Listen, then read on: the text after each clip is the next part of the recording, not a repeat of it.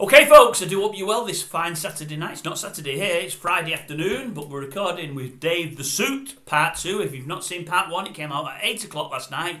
You really must watch it. I enjoyed doing it. I enjoyed listening to Dave. He had a lot to say. He's got a little more to say. That was a 40-minute one last night. I would imagine this will be near a half an hour. We've only got about 4 or 5 questions. There's a couple of things I'd like to bring up that Dave mentioned to me when we met a few weeks ago that I've remembered that we weren't going to cover. I'd like him to tell you about those. It's the way that the bookmakers and racecourses are having us off, and they are doing that, folks. And then right at the end of it, he's got a couple of things to say about gambling and also something that happened in one of his local bookies only this week.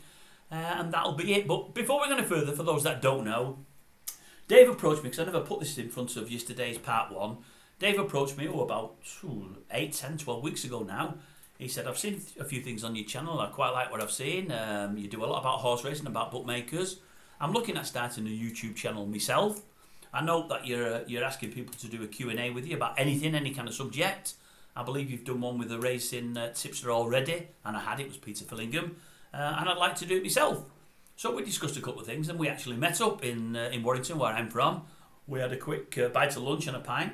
I owe Dave a return when I go up to see him because he bought everything, which was really nice of him. He said he's starting up a channel. I'd actually watched the channel for about a week and a half before we met and before I introduced him to yourselves. Got on great with him. I'd watched his channel for the first couple of days. He was absolutely flying. The first video I seen, I think he picked 3 horses. They all paid out. And he picked 2 others to lay, 2 favourites. They both won as well. It was 5 out of 5. Not always done it as well since, but as many are saying now, the ground's been atrocious and things are up and down. Many are abstaining for days on end and not bothering to put bets on because they don't know where they are. I'm sure when things level out, Dave will do pretty well. I think he's a pretty shrewd operator. I helped him early on just because he was happy to do the Q&A, and I liked the fella. We got a few of our viewers going over to watch him, which I'm really, really grateful for. His watches went up pretty quickly. I've not asked for anything back. Certainly nothing monetary, and wouldn't want anything. He wouldn't pay anything. I wouldn't expect him to. But he tells me that when he started off, he was doing stuff on TikTok. I think he mentioned it in part 1. He started with football. It's a totally different market, TikTok, from what I can believe. They do a lot shorter videos, but they get many, many, many more watches, as in the thousands. I think he's done videos where his biggest video on YouTube might have been watched by, say, 600 people. On TikTok, his biggest is something like 150, 200,000 people. Because people absolutely love football and they love short videos. Now that clientele wouldn't all be ideal for me because many of the younger folk probably wouldn't be interested in racing. But I know when Dave starts to fly on YouTube when the football season starts, I think he'll get loads and loads and loads of traffic. He's always going to do horse racing on a daily basis. That is when he fancies a horse. He won't post for the sake of it anymore. He's been bitten with that before. But I think as his channel grows, I know because he's already told me without me asking, he'll return the favour. I think my channel will do a lot better from Dave than Dave has from me. I know I've helped Dave in his start off, which people always remember and are grateful for because I've had people helping me. No, I've not really, but that's by the by. But I know when Dave starts doing football, especially if he's doing well, he'll get loads and loads of faces, and from that, I know he'll recommend me to others, and I think it will help my channel. So it's all good. But that isn't why we've done it with Dave. We've done it because I like him and because he's asked, could he do a Q&A? And anyone that's welcome or willing to come on here, I'm happy for. So Dave, we've got you back on the line now for part 2. We had a 10-minute break there, a toilet break if you like. They have it in tennis, so we thought we'd have one as well. We're getting at that age now. So we'll bring Dave in. Dave, you can say hello. I do again, folks, if you've not seen part 1 and you're watching this, please go and have a look at part 1. I've whittled on for 4 minutes now. I didn't mean to do that. We'll start with our first question in a minute, but I'll just let Dave say hello to everybody. Go on, Dave. Hello again. Let's get on with part 2. And I'm actually younger than you. Well, not a lot younger. Well, maybe you are. I don't know. Maybe you are. Maybe you are. I'm getting on a bit. I am an old fogey. Right. Okay. Well, I'll tell you what we'll start with. Number 7. We've done 6 questions. We've got 4 in this section, then a little chat at the end. The state of British racing. How do you feel about that, Dave? I'm quite negative on it because they're not pushing horse racing. What they're pushing is quantity. I mean, you go in the bookmakers, there's a race every minute from Turfontaine and wherever, or cartoon racing. You try and watch one race and the screen will remove and go to a French race or an Australian race or one in Hong Kong. They're pushing too much, and the actual racing in this country, you're looking at handicaps which not that long ago would have been sellers and claimers. There's too many meetings. Yeah. It's just been diluted. And the standards have just gone through the floor. And if you look at, let's take the start of the flat season. It used to be 3 days at Doncaster, then we'd be up and running. Yeah. Now we get 2 days at Doncaster on the turf, great. And then we get nothing. We get nothing for a week on the turf. Start of the flat season on the turf, and then there's no turf meetings for a week. Crazy, I agree. And then we get the odd one here and there. And there was a day about a week ago, maybe 2 weeks ago. There was no turf racing for the flat. It was national hunt racing. And I'm thinking, what? We're in the flat season. Where's the flat meeting? And there's just too much. Yeah, I agree. And it's not appealing to people, and they are seriously pricing themselves out. When we go racing, I'm an avid race goer, and there's a group of us, 4 of us, and 2 of us might go, 3 of us might go, sometimes all of us go. We're all avid race goers, and 3 years after COVID, I would say we went in one season knocking on the door of 50 race meetings. Not everyone went. I mean, me and my mate, just 2 of us might have gone, or sometimes 3 of us, occasionally 4 of us. And we put a lot of money into that. And it's not a cheap hobby. Last year, we cut it down probably to no more than 20, 24 meetings. And some of it, I mean, we travel, Brighton, Goodwood, Lingfield. We went to the Yarmouth Festival in September. But this year, we're making a conscious decision to cut it down. It's pricing itself out of the market. Yes, it is. It's very, very expensive going racing. If I go racing to a local track, I'll usually have 300, maybe a little bit more pound for gambling. And then I've got a separate pocket, basically, for the actual cost of going racing.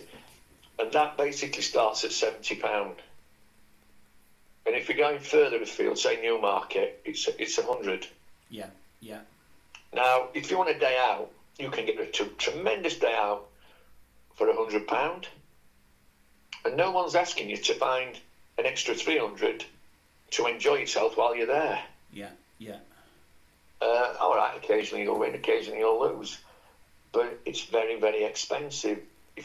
If you go racing 3 days with expenses and with gambling money, worst case scenario, that can cost you easily £1,200.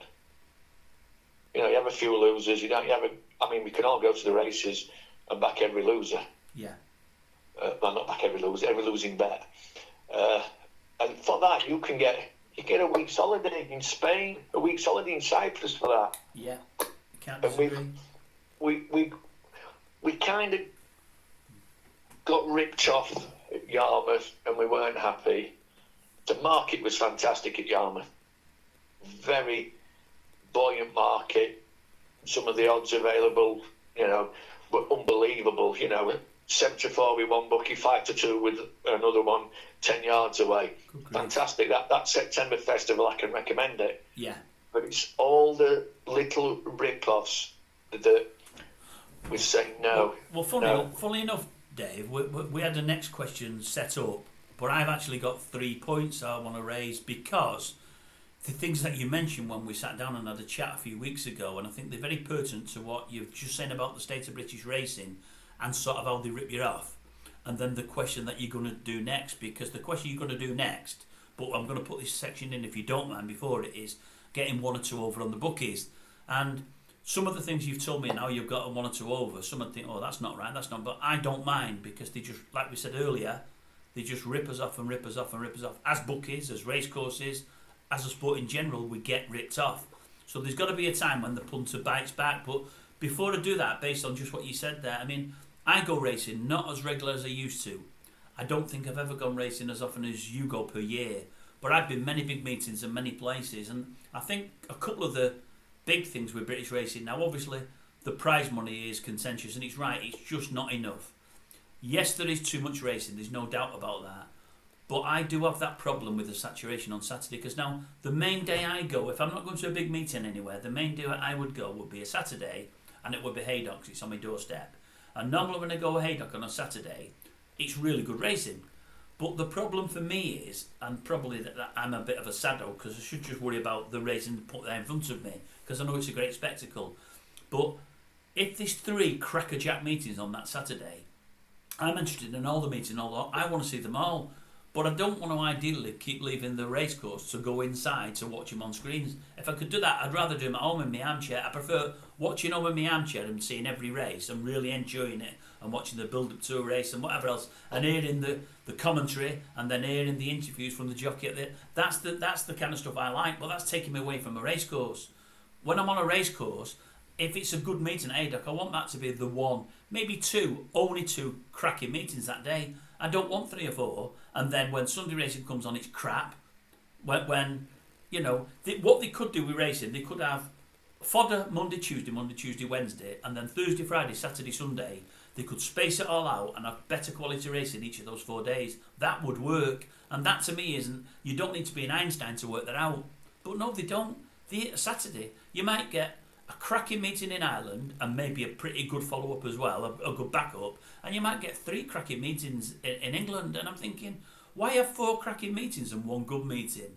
And when Thursday and Sunday the racing's crap, I just don't get it at all. I don't. Yeah, they have started pumping some money into this Sunday festival thing this league that they've been having with I think Musselburgh was part of it. Yeah.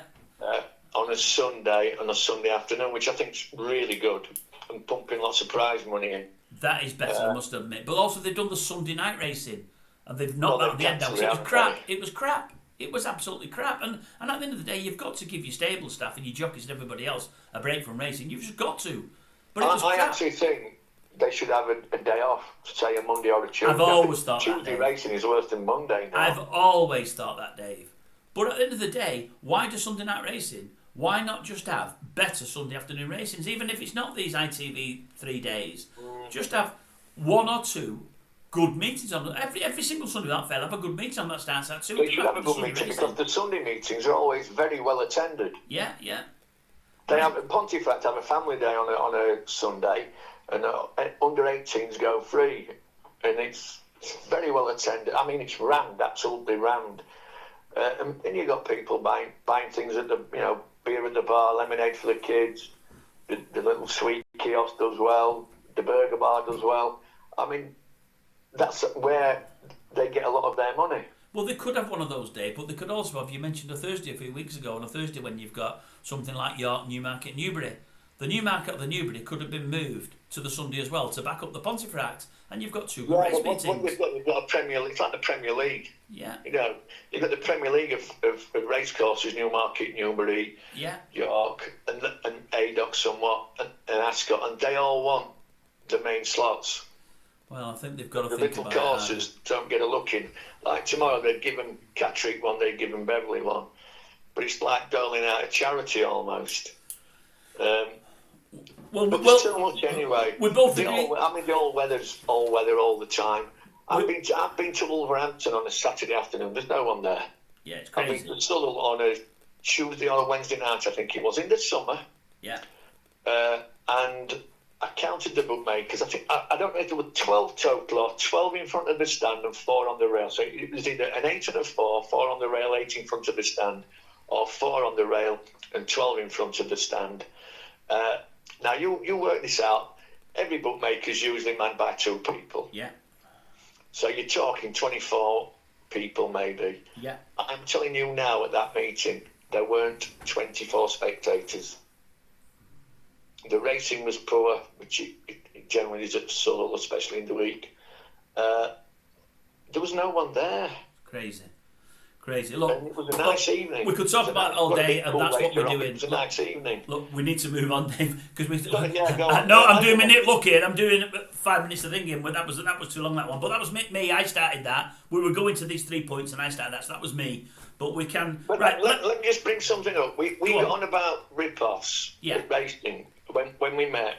And you spoke about the price of a pint at Haydock. That's one of the three things. That's one of the three things I was going to mention, Dave. That's one of the three things. Tell them the story. I went to Haydock, folks. I said on it the other week, and I said I was disappointed with what the ale cost.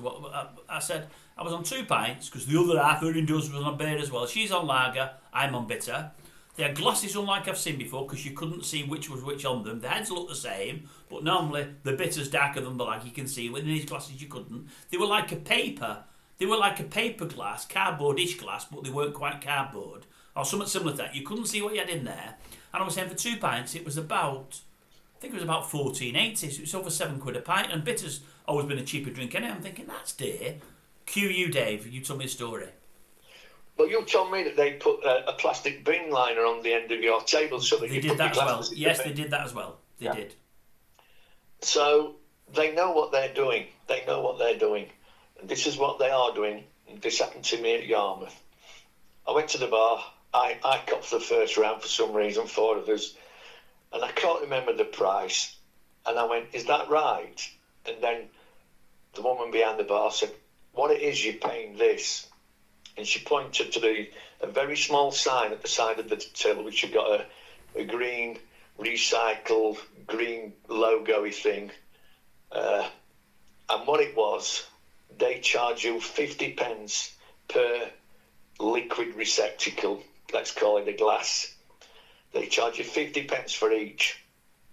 And then what you're supposed to do is take it back to the bar, and then they will give you a clean one with your next drink. You never get the 50 pence back, but if you don't take let's call it a glass back, you get charged the 50 pence again per drink. Yeah. Now what they were doing, I mean, what are you going to do? When you had your drink, what are you going to do? Are you going to put it in your pocket and walk around with this thing in your pocket? No. You're not. So we're in the bar, we've got this little pog. We have a drink when we get there, we drink up, we put it down, go and watch the race, go and put it back, come back, the bar staff, during the race, they come out and they take all the glasses away. So then you've got no choice but to pay again for this so-called deposit, which is, it isn't a deposit, it's a scam. So you pay an extra 50 pence per drink. Now about 3 or 4 races in, we lost that table. Someone got there. We were out having a bet.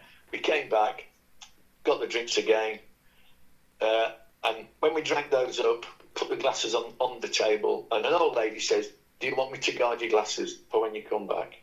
In other words, we put the glasses inside each other, all pints. Yeah. And she looked after them so that we could take the 4 back and get 4 clean ones without paying £2.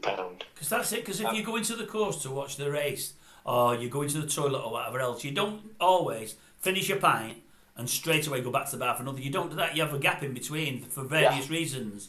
And they know where you're having that gap, it gives them time to go and take your glass. We were on a table outside right next to the rails on the course, and they put bin sacks on them all. I've never seen them do that before. And I've not seen this time. I know for a fact Haydock will have been charging us 50 pence per glass. Now, we had probably, say, 7 pints there. There's 14 pints, there's £7.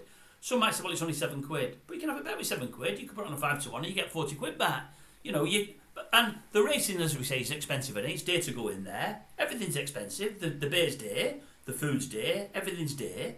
And they charge you more. And although you say there's a little sign there, what you've not really hit home on is they don't tell you this. It's not publicised. They're not at the bar saying if you don't bring your glass back, it's only 50 pence more each time. They don't tell you any of that. They don't want you to know, because they want you to go for a new glass every time. Because each time you go, it's 50 pence per glass. If there's 4 or 6 of you, you're looking at sort of 2 or 3 quid every single round.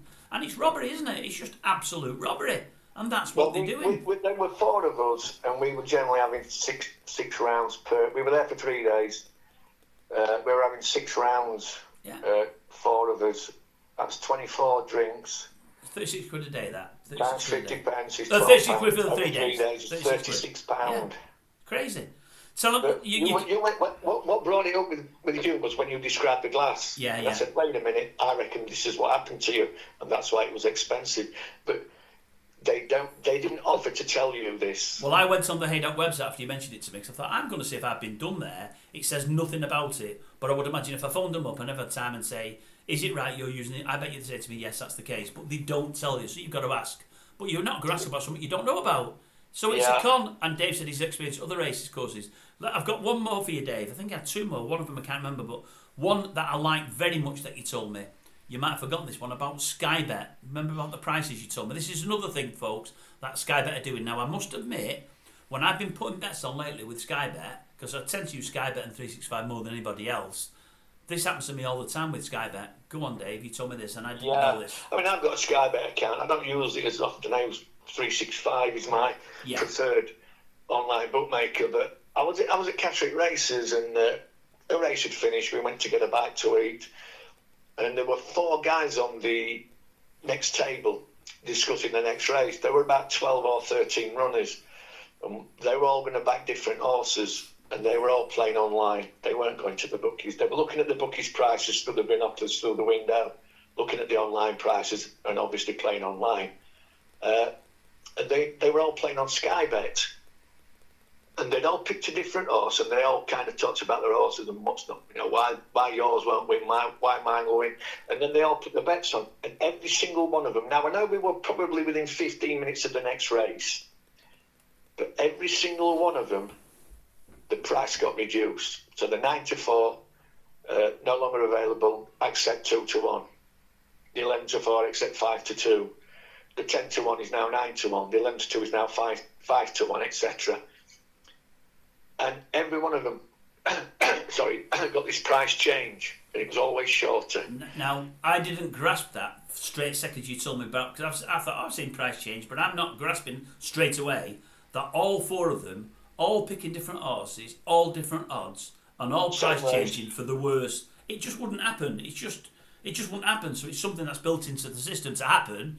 Probably 8 people out of 10 or 9 out of 10 are going to click accept because they just want to get the bet on, and they've all took a lower price than it should be.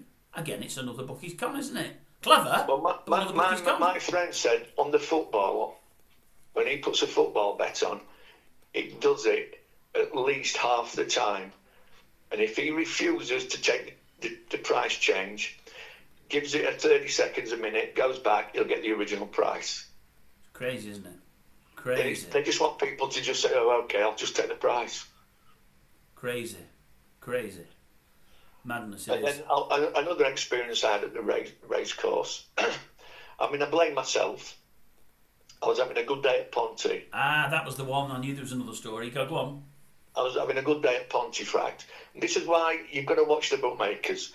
This is not a multinational. This is an online, on-course bookmaker. And I'm having a good day. I'm not driving. I've had a few drinks. Come to the second last race, I have £100 on at 7 to 2. It wins. I go to the collect, he's counting it out. You don't mind a few Scottish notes, do you? I said, no, pal, they all spend, which generally you can get rid of Scottish notes. Take the 4.5, put it in my pocket. Last race, I back another winner. Pink something, a standing dish there a couple of years back. That wins. I have a few more drinks. We come home, we go to the pub. I come home, I empty my pockets. And the next day, with a bit of a hangover, I'm counting my money. And the 2 Scottish notes, which the bookmaker gave me, one was a €20 note and one was a €10 note. So that's been passed off as a total of £30. Now, I wasn't going on holiday that year to Europe. Yeah. So what do I do with them? So I went to a local shop and got them exchanged. I think I got 23 quid. Yeah. So I got scammed there at £7.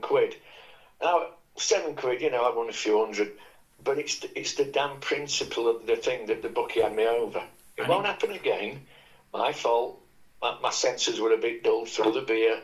I wasn't as sharp as I normally I've been in the past. I remember when I was younger, about maybe the third time I went to a race course, I had 40 quid, which was a lot of money then on a horse. It won at some weirdo price, 85 to 4. Well, that wouldn't have been weird if I had 40 quid on it. Yeah. But it was a weird, it might have been 100 to 30, say. Yeah. And I go to collect, and I know how much I want, but it was when they gave you just a card with a number on, not, you get a ticket now with how much you're going to win, if it wins. It was just a card, so I go up to collect, and the bookmaker, obviously I was young, I might have been 19, and he said to me, how much do you want, son? And my answer was, if you pay me wrong, you'll know about it. And he paid me right. But let me tell you, let's just say I wanted £162. Yeah. If I'd have said 122, he'd have paid you 122. That's what I would have got. But the other side of what you said earlier, Dave, and we need to go to the next question after this because we're going longer than I wanted to, but what I'll say with this is, you mentioned the guy with the euros and you lost 7 quid. You've lost some in the exchange as well. So say you lost 4 quid. You imagine if he's just done I lost £7. I got 23 no, I'm saying, I know, yeah, but what I'm saying is the exchange, you lose when you exchange as well, you're paying for the exchange. Say the euros came to 26 quid and it should have been 30 or whatever, or 28 quid, you might have lost 2, but what I'm saying is, let's say he's done that to 10 other people that day, and he probably has. If he's done it to you, let's say he's done it to, he's on a few quid, let's say he does it to 10 people every single race. What kind of money is he making? So it's the same as that you're telling. Now, you don't know how many he's done it to. He's probably not doing it to one person, because for everyone that says, oh, no, I want only pound notes, there'll be plenty to say, well, yeah, if it's only a couple, throw a couple of Scottish in. Yeah. If he gets away with it 10 times per race, he's on a good earner, isn't he? Yeah, and how much are the race courses, the bar's making out of 50 pence a glass? Lots of money, Dave. Right, go on, let's go with some more. Where are we at now? Right. You've mentioned getting a couple over on the bookies. Now, I know these can be longish stories. Tell them, but try and make them as short as we can, but without losing the effect. I'll go to the 2 quickies. Yes. One of them, when the East European countries started getting into the Champions League. Great story, this one. There were some qualifiers what they had to go through. And they were on the bookies coupon. This was in the early days of probably in the 90s, the internet and everything. And on the bookies coupon, the kick-off time was 7:45 or 8 o'clock at night. Yeah. But a couple of these football teams, they didn't have floodlights. Bearing in mind they were an hour in front of us or 2 hours in front of us, and they used to kick off 4 or 5 o'clock in the afternoon, half time, and the games were over by 7 p.m. And there were 1 or 2, well, 2 or 3 even, and I used to put them in a little treble with maybe a 1 to 3 shot, and I used to. 2 of them had obviously won because I got the result in, and I have to put the bet on, 7:30, 20 to 8 before the official kick-off. And the bookies, this happened a few times, the bookies paid out, but they just didn't know. It's about knowledge. Yeah, it's about knowing something and information that the bookies didn't know at that time. And one on the tennis, the French Open, the women's, they start an hour in front of us. They started at 9 o'clock in the morning, French time, and the women's tennis, 2-0, good night Vienna. The game can be over in less than half an hour. Yeah. And I got a few results on with Ladbrokes actually, and I write the bet out, so and so to beat so and so, names that you did, don't trip off the lips. And I just put £100, and then I go to another Ladbrokes shop, £100, so and so to beat so and so. And might do 3 or even 4 shops. I remember the first time I did it.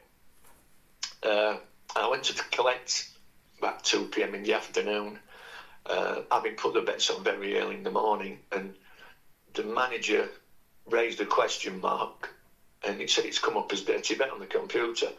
I said, no. I said, I put that bet on really early because she didn't kick off till 11, 12 o'clock. She went, oh, okay, I'll pay you out. She paid me out at 11 to 10. Then I went to the second bookmakers, Ladbrokes, and they said, what's this? Sparried Chover to beat, Crashed over. Yeah. Is it a football match? I said, no, it's women's tennis, French Open. Oh, is it? Let me just check. Oh, she won. Oh, did she? I said, yeah, I've come to collect. And they got the result up on teletext or whatever, and they paid me out at even money on that one. And I went to the next Ladbroke shop, same story. Is it a football match? What is it? We looked all over, we couldn't find it. No, it's the French Open. Oh, yes, you won, yeah.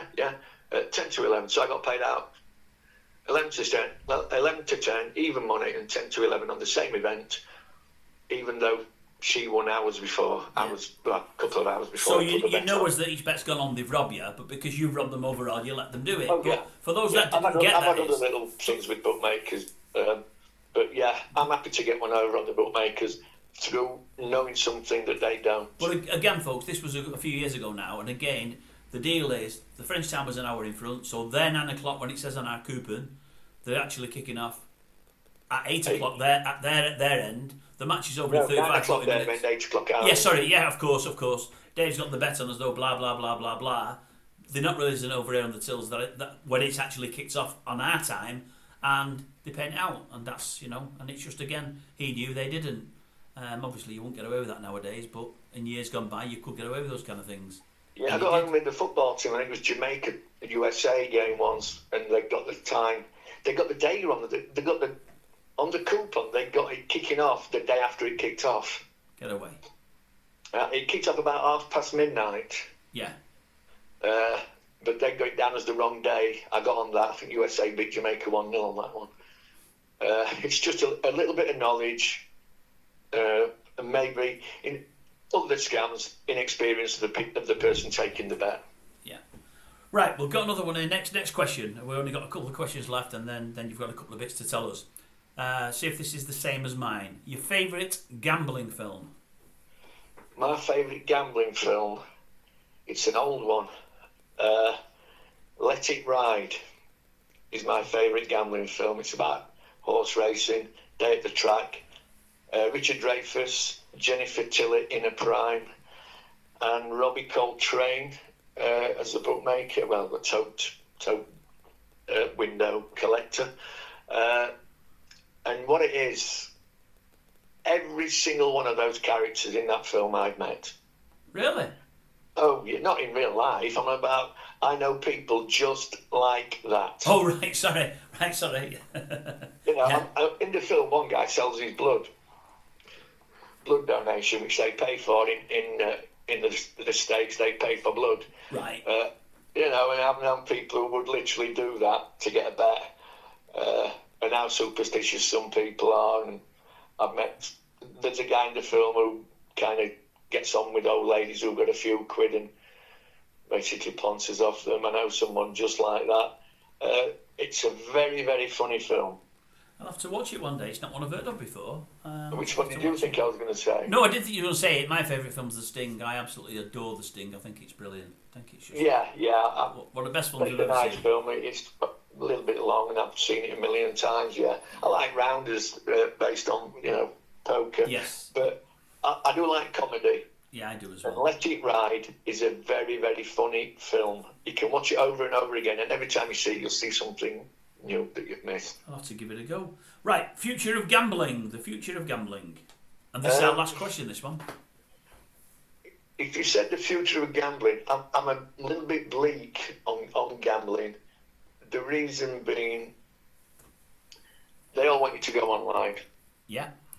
Apart from obviously the high street independents. They don't want you betting on horse racing and football unless you're having multiples. Yeah. They just want losing bets. Yeah. And my concern is, I've watched youngsters, which to me is anybody under 30, and everything, the video games, they're all gambling. They don't know it. They've been suckered in. So there's the UEFA, where you get a pack of players. You don't know who they're going to be, but if you pay, you get a free bet. But if you pay, you've got a 1 in 20 chance of getting a really good player if you pay 50 pence. But if you pay £1, you've got a 1 in 10 chance of getting a good player. And if you pay a fiver, you've got a 1 in 3 chance or 1 in 2 chance of getting a good player. That's gambling. There's ones where you can get this bucket of gold coins, and you've got a choice of 3 buckets, and you choose a bucket and 3 gold coins come out. But if you chosen one of the others, it could have 10. But you can buy some gold coins, and to me, it's all gambling. I didn't even know those things were out there, Dave. I'm not down there with They've the got kids. games on Facebook where you can buy things, but it's all about gambling. But it doesn't. It's very well disguised. Yeah, what a shame. Very well disguised. But I was talking to someone. I'm not going to mention her name. She works in a bookies. Only a few days ago, and she's active in the church, and she runs basically a Gamblers Anonymous meeting. Yeah. And my ears perked up a little bit. I know 1 or 2 people who've been. The people I know have been to not that one, but a different one. They used to call in Coles on the way back, or in Betfred's. Where you've been? I've been to Gamblers Anonymous, and it's treated as a casual thing. These people went in Bookmakers, and they gambled. And it was a running joke, but it's not a joke. And I said, do you get many there? And she said, yeah, about 40, which is a hell of a lot. Yeah, it is. It is. And she said, do you know something? None of them go into bookies. None of them go into bookies. And 90%, if not all of them, are professional people. Got their own businesses, or the managers, or the solicitor, accountants. Yeah. Well-respected professions, a lot of money. She said the car park is full of nice cars. And every one of them, she stated, it's all online. It's all on the phone, and it's mainly the machines, the bandits. Get away, really? But if you look at all the restrictions that are coming in, that they're trying to get you to do, proof of earnings. You go in a bookies, have a few bets, proof of earnings. One of the guys I know, he was playing in Betfred's, lose, take all his bets, lose. Then he has £48 because he has odd numbers, or even numbers, but odd numbers, amounts to put on. He connects with a winner at 7-8 to 1. He wants over £300. He goes to collect.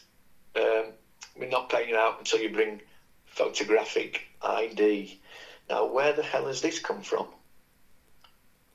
Since when do you need photographic ID to collect a winning bet? It's the way it's gone. Yeah, you're right. It's wrong, but it's crazy. You're driving people away. Why? First of all, they're not supposed to do that. The Gambling Commission are absolutely useless. I've had dealings with them. They are. They've set guidelines, and they have said you can't withhold a person's winnings in order to obtain proof of earnings. Now, this is what gets me. They didn't ask for proof of earnings. They asked for photographic ID. And I don't understand that at all. They'd always throw out money laundering. Always. Just as it's their standard argument. But the thing with that, you're driving people away. If it ever happened to me, I don't know what I'd do, because they're not getting any ID, they're not getting any proof of earnings off me, I'll tell you now. And I know people in casinos who it's happened to, and they just stop going into the casino, they go somewhere else. There's always another choice. Yeah. But when you go do the online roulette and bandit thing, it's very, very addictive. And you might not be playing with the big high street bookmakers betting sites. You might be playing someone who's in the Seychelles, Montenegro or wherever. And I think it's that should be clamped down on. Yeah. Not the high street. But also, when we went racing a few weeks back, me and my mate's not a talker like me or like you, and we were in front of the bookmakers at Ponte, and all the prices, they were all the same. And my mate, he just came out with all the prices are the same. Astute observation. And then he said, why do we come racing? We don't get anything here. You're better off betting online. You get best odds guarantee. You get extra places. we're getting nothing. It was a cold and wet day. We were at Pontefract. We do like Pontefract. We like going racing. Yeah. But at the moment, it's just what I see and the attitude of people, hardened gamblers, hardened race goers, who are just about having enough of it. And we don't like what we see. And so I've got a bit of a down, and I love going racing. We had a great time last year. We went to Goodwood, Lingfield and Brighton. We had a great time. We had a great time in Yarmouth, apart from the rip-off with the glass situation. I thought the market was tremendous. But I love to go to the parade ring and watch the horses and, maybe pick a 2-year-old out that's not raced. I like it all. I like the atmosphere. But it needs revamping. It needs looking at the good points they can keep. They've got to get rid of some bad things. I mean, my mate at Brighton, he said, "Oh, do you want an ice cream, Dave?" I mean, "Oh yeah, go on." And he got the smallest ice cream you've ever seen in the world. And he got one for me. He said, "Do you want a flake?" I said, "No." He got one with a flake in it. The smallest ice cream, a flake smaller than your little finger, £10.50. Yeah, it's crazy. To be honest with you, Dave, for me, the racecourses do need to up the game. They really do. I think the race planners need to up the game. And I love racing. I do, but with bookmakers, that's my biggest gripe. As I say, I mean, you mentioned your mate can lose and lose and lose and lose. They let him keep losing. They take it all day long. Yeah. Yeah. He has a winner. They want proof of earnings or proof of who he is. Well, that was proof of ID, which I don't. I've not seen that anywhere. I don't know why they're coming up with that. But I think to myself, I mean, this. I've left 2 bookmakers, online bookmakers, because they want proof of ID, but proof of earnings and all that palaver, and I just won't do it because I think, why should I? I mean, at the end of the day, if any of these bookmakers, if their CEO sends me proof of his earnings and what he's earning and what he's doing, I'll happily send mine back. But they won't do it. Bank statements. They won't do it, and I think it's wrong. I just think it's so wrong. Like people have said, I can go and do anything in Great Britain I want to do, spend any money on anything I want to do without being asked for bank statements and so on and so forth. I'm allowed to spend on whatever I want to spend on. With horse racing and whatever else in football, but mainly horse racing, they want proof of this, proof of that. And like you say, the crux of it is, you said it earlier, they don't like winning bettors. They don't. But it's not just winning bettors. It's not the big boys that know what they're doing and that are earning good money. They just don't like paying out on winnings at all. They just don't want you to win. They want to do everything you can to take losing money. And if you're winning, they want to put restrictions up. They want to first, not pay you ideally, but then they want to restrict your money and then get rid of you altogether. If you're any good, you're gone. And it's wrong. I mean, the old days of a bet being a bet, it's just gone. Proof of ID, he took his passport in. Now, they did some kind of recording with that passport. Yeah. Whether or not they photocopied it or scanned it into a computer. Yeah. That's his ID. Where's that going? That the Data Protection Act, which has been usurped by something else, GDPR or something. Where are they keeping that information? Now, it's obvious they're going to use it to track him because he has decent bets. Yeah.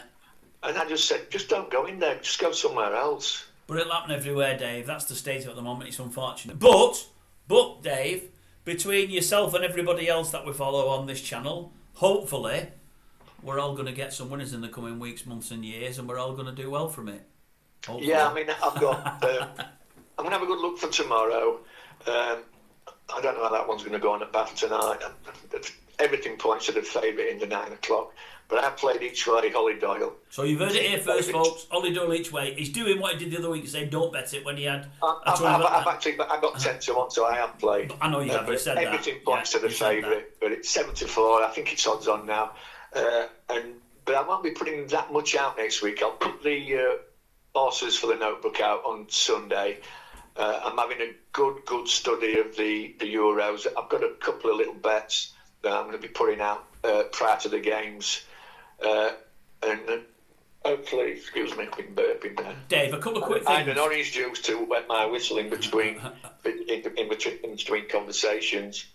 But yeah, things once the sun comes out, the ground dries out a bit more. Hopefully, have some winners, and we've got a nice sporting occasion coming up, and obviously we've got Royal Ascot to look forward to. Before you go though, Dave, we're at 44 minutes in now. But before you go, 2 quick things. First, folks, I mentioned it on the video I did yesterday. Please, if you can, not for Dave, for all of us, support that he's doing that new feature. You know, horses that have been unlucky, horses that have been given a bad ride and whatever else. Have a look at it. He did one last Sunday. And if you see any that you think are worth a mention, let him know. Because I enjoyed it. I only seen it last night, or night before now, and I enjoyed it. And I think we can find future winners. She suffered a little bit, but don't worry about that. It's good enough to hear, and it'll get better. But honestly, folks, I think it's a great idea. And between yourselves, you'll get winners from it. That's number one. Number two, do this in 60 seconds, Dave. Just 60 seconds. This is like a sounding board, if you like, or whatever else. You're going to be doing stuff on the Euros. A lot of folk that follow this channel do more racing. Some of them might do football. They might not do much. They might do a lot. What are you looking for, Euros? What markets will you be playing at the Euros? I'm going to be looking at every single market for each match. The reason being, such as on Friday, the first game, week today, Germany are 1-4 against Scotland. It looks like a no bet, but obviously we like to have a bet and watch the football. So I'm going to be putting a bet out of some form on every single match. Right. I've already got one picked out for Germany-Scotland. I'll give it out now. It's Germany, both teams not to score. So it's kind of like a double bet. Yeah. Germany to win 2-0 basically. And it's 5-6. Right. That is where I'm looking at the moment, and I've got another bet for the following day, which I think is a big price as well. Good. Right, so you heard it first, folks. You can't play Germany at 1-4, and if you want to back Scotland, good luck. Yeah. They've done a little bit better late, but relatively speaking, they've not been playing great teams and doing great. And Germany aren't the Germany of old, but they're at home, aren't they? First game out, you'd expect them to win. And Scotland aren't, you can't say they're prolific scorers or have ever been prolific scorers, really. So, yeah. That's why I don't like that. It's not a bet I'd normally have, but I'm just trying to pick a bit of value for people. Yeah. And it's obviously winnable value, and I just think Germany are miles better side, even on a poor day, than Scotland. Can I ask, when you're doing you're going to kind of do bits on TikTok now when football starts, because you know it works football, are you mentioning to your followers on TikTok about your YouTube channel or not? Have you not thought of doing that yet? Have you tried that yet? Have you not put anything out there yet? I think I've mentioned it once, maybe. Right, because I think it's something every time you do a TikTok. Not that I'm not TikTok savvy, because I only ever do this. I think somehow at the end of everything you do on TikTok, or a banner comes in there where you follow me on YouTube, look at. I think you might get a lot coming over from that, and it might only be a small percentage. But let's face it, if you get a video watched by 150,000 and 400 people come over and have a look, even if they don't subscribe, based on every video, you could end up with a good few subscribers over the course of a few weeks. Yeah, I didn't put any. I think I've only maybe put 3 or 4 horse racing videos on TikTok. Actually, it was all the football. Yeah. No, I meant if more are watching football. I meant if more are watching football when you put the bets out to the Euros, because loads will be watching football. I'd just put a little thing on it on each video. I have a YouTube channel. Come and visit me. Blah blah blah, and leave it at that. Don't have to mention it's about horse race. Don't have to mention anything. I think you might find you'll get a bit of footfall on there. You know, which might surprise you. I think it might do pretty well. Only you'll get a really, really, really small percentage. But you only need a small percentage if you get 150,000 people watching a video.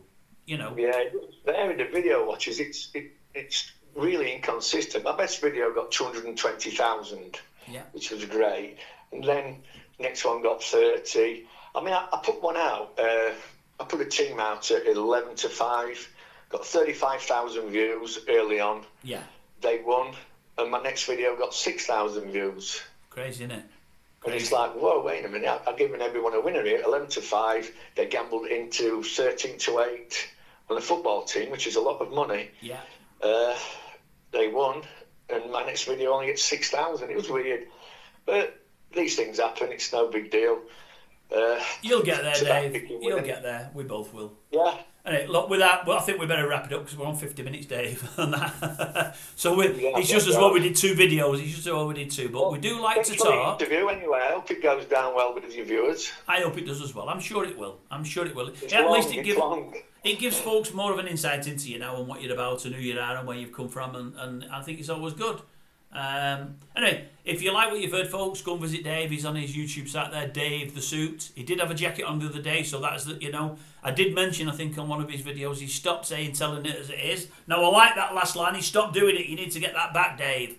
I like the way, I've especially been when making most of my videos, but not all of them. especially I like that. Tell you what I like, telling it as it is and as it always was. I like that one. You've only done that twice. See, I do watch viewers. I do. But Dave, it's been a pleasure talking to you, mate. It really, really has. Thanks, folks, for those that have listened. If you've liked it, let us know. Any comments down below, either to myself or to Dave. But feel free to go visit Dave. He's never going to turn anybody away. Is your comment section open all the time, Dave? It is, isn't it? Yeah, I don't delete any comments. Yeah, that comment section open all the time. Unlike Sandro, unlike the Watchman, unlike all of those, and he does a profit and loss every Thursday or Friday. So you can't argue with that. Profit and loss, comment section open. They're the things we ask for in here, folks. All right, Dave, I'm going to knock that off, Dave. I've now